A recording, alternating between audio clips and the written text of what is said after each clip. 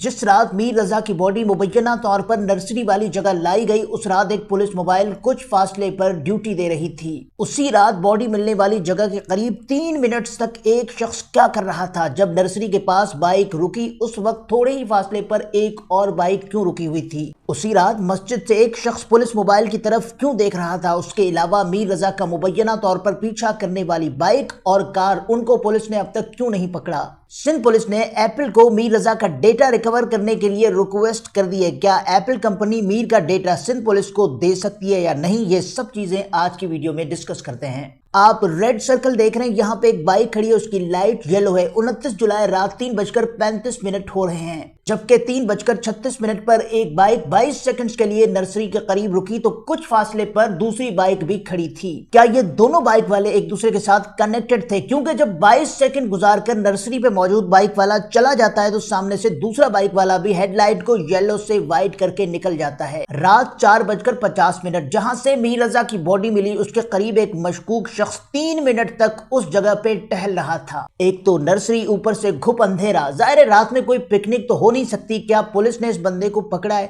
क्या पुलिस के पास ये सीसीटीवी वीडियो है? ये वो जगह है जहां सूरज ढलते ही लोग आने से गुरेज करते हैं। ऐसे में एक बंदा रात के 4:50 पे टहल रहा है। मुझे शक है कि कहीं ये बंदा उस बाइक वाले का साथी तो नहीं, जो 3:36 पर मस्जिद वाले कैमरा में 22 सेकंड्स के लिए नजर आया था। 29 तारीख 5:30 बजे मस्जिद में से एक बंदा सामने पुलिस मोबाइल की तरफ देखता है। जिस अंदाज से ये बंदा देख रहा है, उससे लगता है कोई अजीब चीज हुई है। अगर तो ये पुलिस मोबाइल रूटीन में यहाँ पे नाका लगा के या फिर टॉर्चेस के जरिए लोगों को रोककर चेकिंग करती है तो ठीक है, लेकिन मस्जिद से निकले शख्स के रिएक्शन से ऐसा महसूस नहीं होता। उसे पुलिस मोबाइल देखकर थोड़ा अजीब लगा है। ये भी हो सकता है कि पुलिस की इस जगह स्पेशल ड्यूटी लगाई गई हो, जैसे किसी डकैती या वारदात के नतीजे में पुलिस नाका लगाकर ड्यूटी देती है। 5:45 पर जब सूरज की थोड़ी रोशनी हुई, तो पुलिस मोबाइल से एक पुलिस वाला सड़क पर चलते हुए देखा जा सकता है। 5:57 पर यह पुलिस मोबाइल इसी रोड से रॉन्ग साइड लेते हुए जाती दिखाई दे रही है। आपने रात भर इस पुलिस मोबाइल के पास टॉर्च लाइट ऑन देखी होगी। अक्सर पुलिस वाले जब चेकिंग कर रहे होते हैं, तो लोगों पर टॉर्च मारते हैं और देखते हैं कि कहीं कोई मशकूक शख्स तो नहीं। लेकिन हैरानकुन तौर पर इस पुलिस मोबाइल की बत्तियां काफी टाइम बंद रही और यह पुलिस मोबाइल तकरीबन 2.5 घंटे यहां खड़ी रही।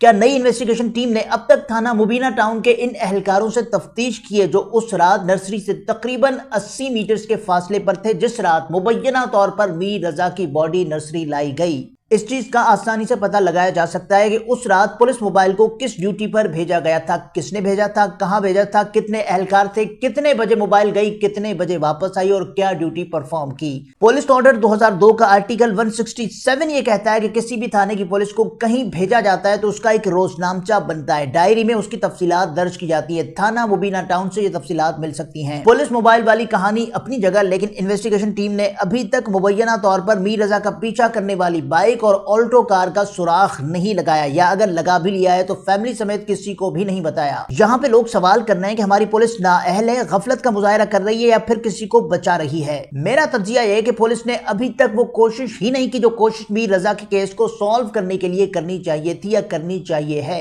नई इन्वेस्टिगेशन टीम ने भी कोई खातिर खा ब्रेक थ्रू हासिल नहीं किया। सिर्फ एप्पल को यह लिखा गया है कि मीर रजा की एप्पल डिवाइसेस को अनलॉक किया जाए ताकि इन्वेस्टिगेशन में कोई ब्रेक थ्रू मिल सके।